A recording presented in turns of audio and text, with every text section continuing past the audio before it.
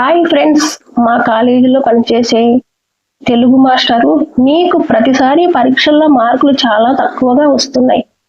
కాబట్టి ఈసారి మాత్రం నీకు మార్కులు వేసి నిన్ను పాస్ చేయాలి అంటే నీ దగ్గర ఉన్న ఒక తీపి ఖాజాని నువ్వు ఒకసారి నాకు ఇవ్వవలసిందే, నేను ఆ ఖాజాని కొరకాల్సిందే అంటూ పట్టుబట్టి మరి నా తీపి ఖాజాని ఏ విధంగా అయితే కొరికి మరి ఆరగించాడో ఈ కథలో ఈరోజు నేను మీకు పూర్తిగా తెలియజేస్తాను.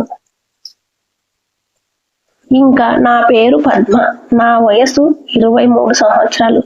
అవి నేను డిగ్రీ ఫస్ట్ ఇయర్ చదువుతున్న రోజులు. చదువులో అంతంత మాత్రంగానే ఉండే నేను చూసేందుకు మాత్రం అందంగా చాలా చాలా బాగుంటాను. చివరికి ఆ అందమే నా పాలిట శాపంగా మారుతుందని అప్పుడు నేను కలలో కూడా ఊహించలేదు. ఇక అసలు కథ విషయానికి వస్తే, మా కాలేజీలో పనిచేస్తున్న మా తెలుగు మాస్టర్ పేరు శివ. ఆయన చాలా చాలా కోపదార మనిషి. ఎప్పుడు చూసినా ఎవరో ఒకరి మీద చిరాకు పడుతూనే ఉంటాడు. అలాంటిది ఒకరోజు మా క్లాస్ రూమ్ లో ఎదురుగా ఉన్న డెస్క్ వద్ద కూర్చుని మా పరీక్ష పేపర్లను అయితే దిద్దుతున్నాడు. ఈలోగా ఉన్నట్టుండి నా పేపర్ వంతు అయితే వచ్చింది.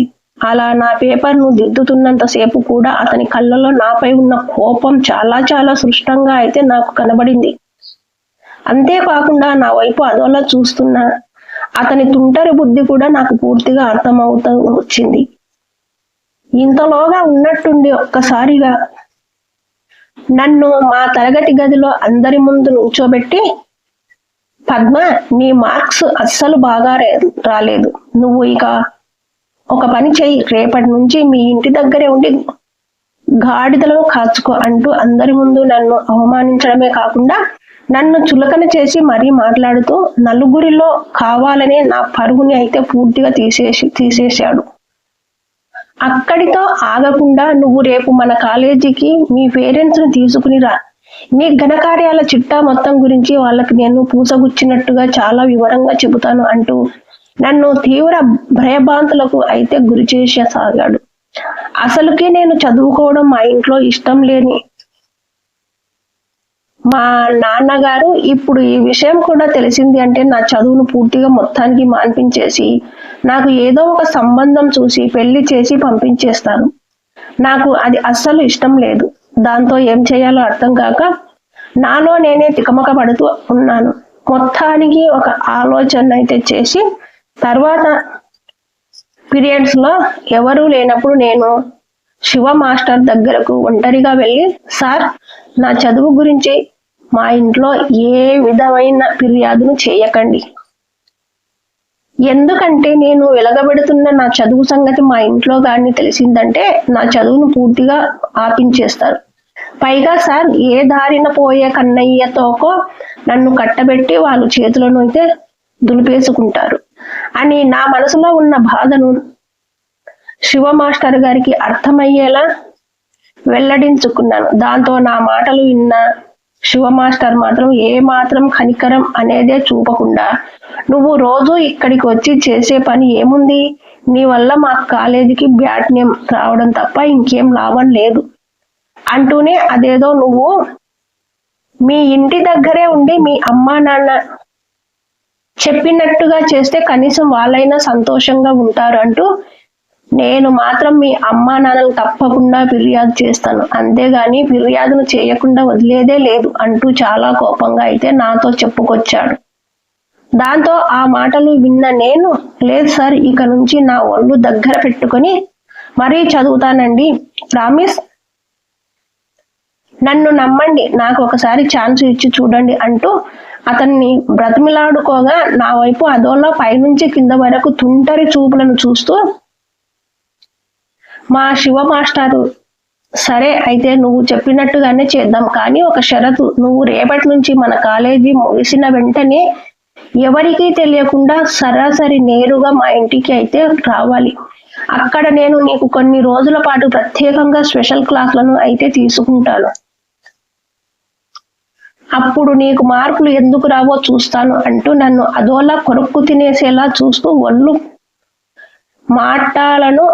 మాట్లాడసాగాడు. దాంతో అతని మనసులో ఉన్న ఉద్దేశాన్ని పసిగట్టిన నేను, నా చదువు గురించి మా ఇంట్లో గాని తెలిసిందంటే నా జీవితమే పూర్తిగా తలకిందులైపోతుంది. కాబట్టి కొన్ని రోజులు కళ్ళు మూసుకుని శివ మాస్టర్ గారు చెప్పినట్టుగా విని అయినా చెప్పే స్పెషల్ క్లాసుల్లో పాలు పంచుకుందామని నిర్ణయానికైతే వచ్చాను.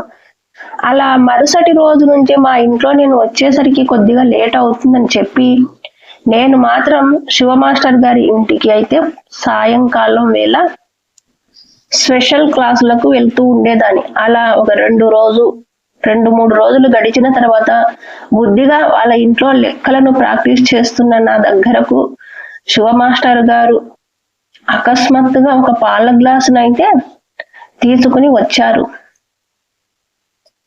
పైగా ఎంతసేపని అలా చదువుతూనే ఉంటావు, కొద్దిగా ఈ పాలను తాగి మరలా హుషారుగా నీ పని నువ్వు చేసుకో అంటూ ఆ పాల గ్లాసును అయితే నాకు అందించారు. దాంతో వెంటనే నేను కూడా ఆ పాల గ్లాసును అందుకొని పాలను తాగి మరలా నా పనిని నేను చేసుకుంటూ ఉండగా ఈలోగా ఉన్నట్టుండి ఒక్కసారిగా నా బుర్ర గిర్రుమని తిరగడం అయితే ప్రారంభమైంది. ఎందుకు అంటే అప్పటికే ఒళ్ళంతా కుట్టిల బుద్ధిని నింపుకుని విరహ వేదనతో రగిలిపోతున్న మా శివ మాస్టారు ఆ పాల గ్లాసులో ఏదో ఒక మత్తు పదార్థాన్ని అయితే పూర్తిగా కలిపాడు. అది తెలియక ఆ పాలని త్రాగిన నేను అక్కడికక్కడే పూర్తిగా స్పృహ తప్పి పడిపోయాను. దాంతో ఎప్పటి నుంచో సరైన సమయం కోసం కాచుకుని వేచి చూస్తున్న మా శివ మాస్టారు ఇదే సరైన సమయం అని అనుకుని పూర్తిగా నన్ను తన ఆధీనంలోకి తెచ్చుకుని నన్ను వ్యవస్థతను చేసి ఎన్నో రోజులుగా నాపై తనకు ఉన్న ఆ విరహతాపం మొత్తాన్ని పూర్తిగా ఆ రోజంతా నాతో తీర్చుకోసాగాడు. దాంతో ఒక 3 గంటల తర్వాత నాకు మెలకువ రావడంతో నిద్ర లేచి జరిగిన ఘోరాన్ని అర్థం చేసుకున్న నేను నాకు జరిగిన అన్యాయాన్ని ఎవరికి చెప్పుకోలేక నా మనసులో నేనే దాచిపెట్టుకోలేక చాలా రోజులుగా మౌనంగా నాలో నేనే కుమిలిపోసాగాను. అలా నా కోసం ప్రత్యేకంగా స్పెషల్ క్లాసులను బోధిస్తాను అని నన్ను వాళ్ళ ఇంటికి పిలిపించుకున్న మా శివ మాస్టారు పూర్తిగా నా లెక్కను సరిచేసి నన్ను నెమ్మదిగా మా ఇంటికి అయితే పంపించేశారు. ఇట్లు మీ పద్మ.